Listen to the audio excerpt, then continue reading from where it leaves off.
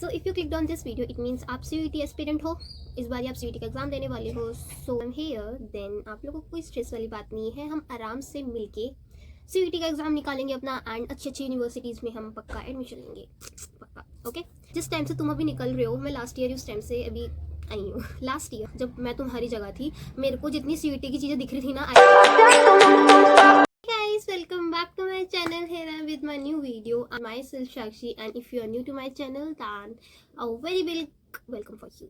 मेरे प्यारे छोटे भाई बहनों, बात ये है कि अब आप लोग बोर्ड के एग्जाम्स दे रहे हो, राइट? अभी आपका आई गेस इंग्लिश का एग्जाम हो चुका है और आप अभी आपके बोर्ड के एग्जाम चल रहे हैं और इसी दौरान आपका जो एप्लीकेशन है सीयूईटी की वो आ गई है 27 फैब को, राइट?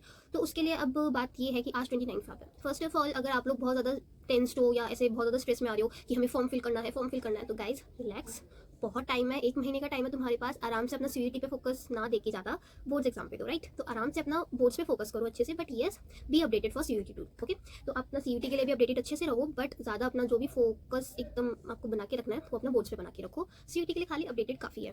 एंड अपडेट करने के लिए ऑफकोर्स मैं हूँ यहाँ पे, टू द पॉइंट बात करेंगे, इन शॉर्ट बात करेंगे, बिकॉज आई नो कि तुम्हारा ये जो टाइम है ना, अभी बहुत ज़्यादा प्रीशियस है। जनरली आई एम सेइंग बहुत ज़्यादा प्रीशियस है, बिकॉज जो जिस टाइम से तुम अभी निकल रहे हो, मैं लास्ट ईयर उस टाइम से अभी आई हूँ। लास्ट ईयर ही, नॉट ऐसा ऐसा मेरा कुछ नहीं कि मेरे को 2 साल हो गए, 3 साल हो गए, 4 साल हो गए, नो, लास्ट ईयर। सो अस मोमेंट हो गया ये अपना, जो तुम अभी निकल के तुम अभी फेस कर रहे हो, एक्सपीरियंस कर रहे हो, मैं वो लास्ट ईयर ही करके आई हूँ।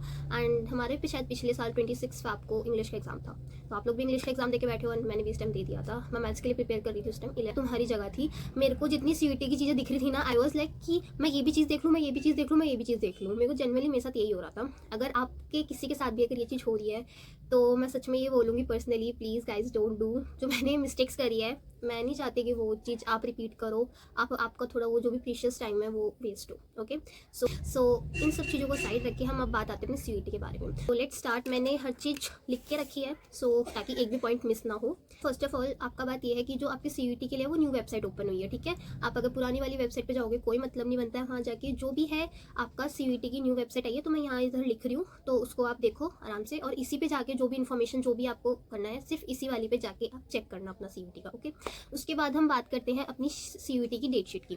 तो सीयूईटी की डेटशीट आपकी आउट हो चुकी है, स्क्रीन पे दिखा दिया आपका सीयूईटी का, बता दिया कि कब से आपके डेट के एग्जाम शुरू हो रहे हैं, राइट?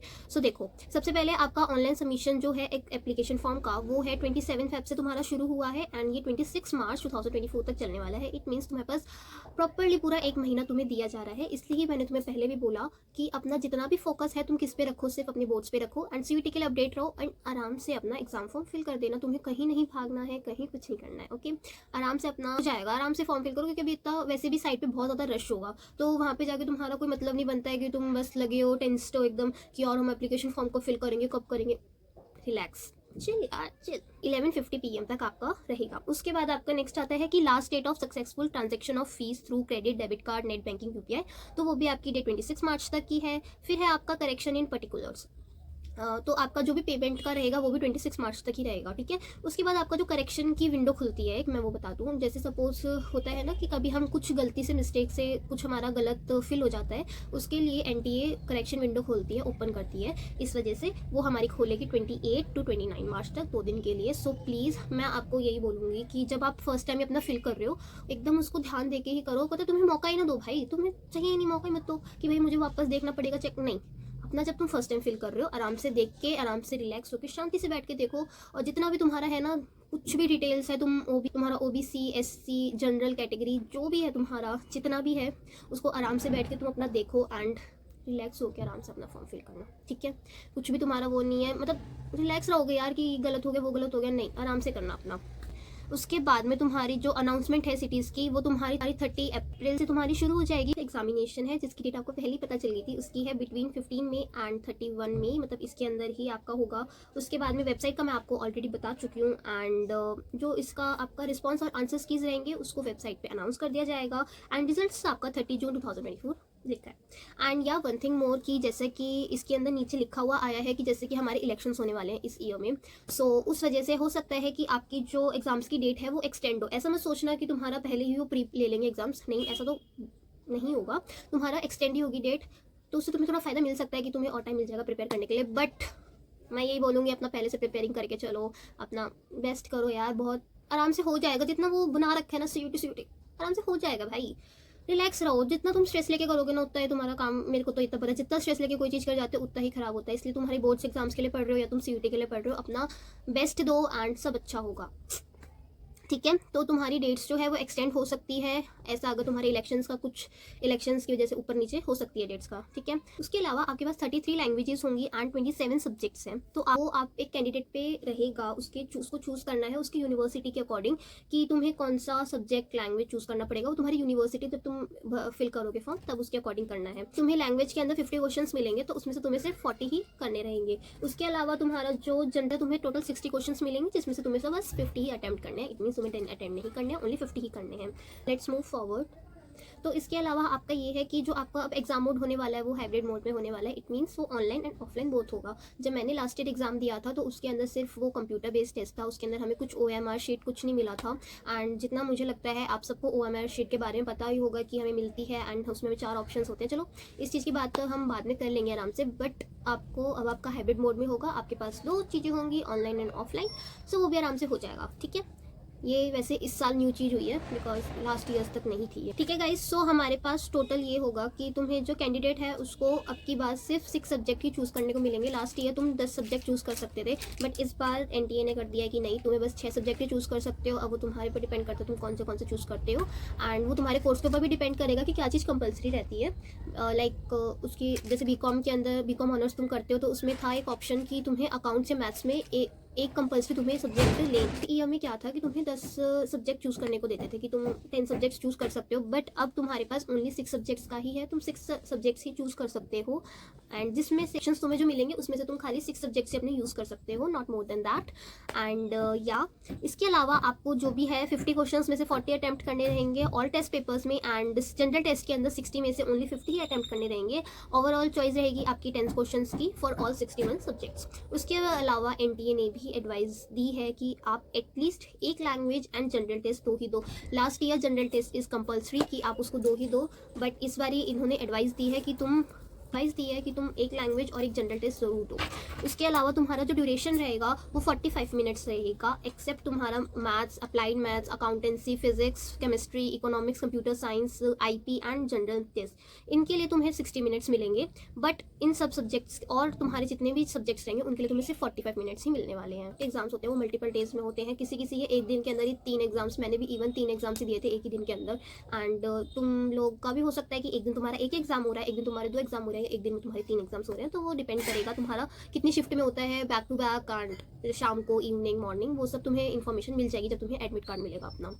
उसके बाद में तुम्हारा, अगर मैं बात करूँ तुम्हारे फीस स्ट्रक्चर का, तो फीस का तुम्हारा ये है, कैटेगरी वाइज पे डिपेंड है। अगर तुम जनरल के हो तो तुम्हें 1000 रुपीज़ देने पड़ेंगे 3 सब्जेक्ट्स के लिए, एंड अगर तुम एडिशनल सब्जेक्ट दे रहे हो तो 400। OBC, NCL एंड EWS के लिए 900 है, एंड फॉर एडिशनल 375 है। SC, ST and PWBD third gender इनके लिए 800 है, एंड एडिशनल की तरह 350 है। एंड अगर कोई आउटसाइडर है इंडिया से तो उनको 44,500 रुपीज़ देने हैं, एंड एडिशनल उनका 1800 है।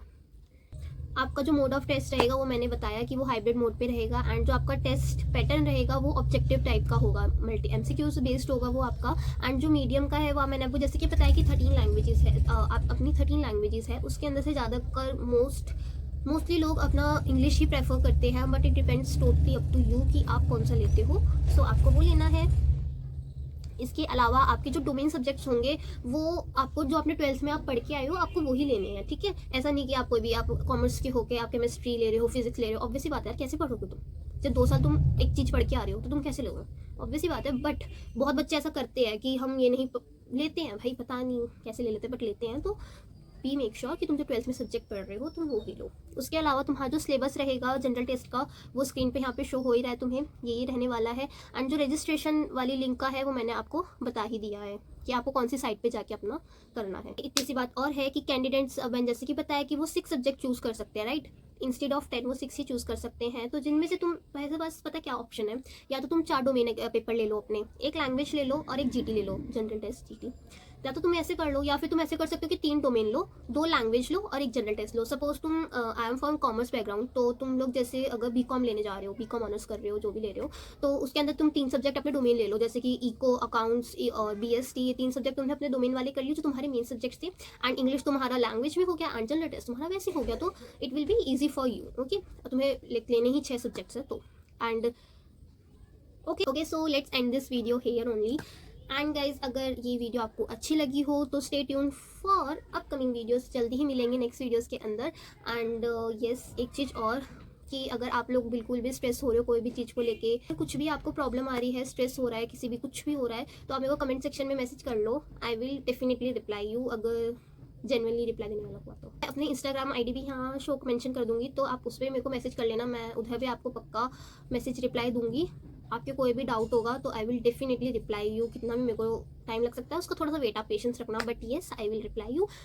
ऐसा आप लोगों का साथ में बिल्कुल नहीं छोड़ने वाली, बिकॉज पता है जब मैं सीयूटी दे रही थी ना, मेरा तो मुझे अच्छे से याद है, मैं बहुत ज़्यादा ऐसे हो रही थी कि काश मेरे को कोई ढंग से गाइड कर देता, काश मेरे को कोई एकदम होता है ना एकदम अच्छे से बता दो, क्योंकि मुझे पता है यार, क्योंकि मेरा भी फर्स्ट एक्सपीरियंस था जैसे कि आप लोग का फर्स्ट एक्सपीरियंस है। तो आप मेरे को मैसेज कर सकते हो विदाउट कुछ सोचे समझे, आराम से करो, मैं हूँ तुम्हारे पास, तुम आराम से मेरे को मैसेज करो, कोई भी डाउट होता है I am here for you. And जल्द मिलते हैं न्यू वीडियो के साथ, तब तक के लिए बाय एंड स्टे ट्यून्ड।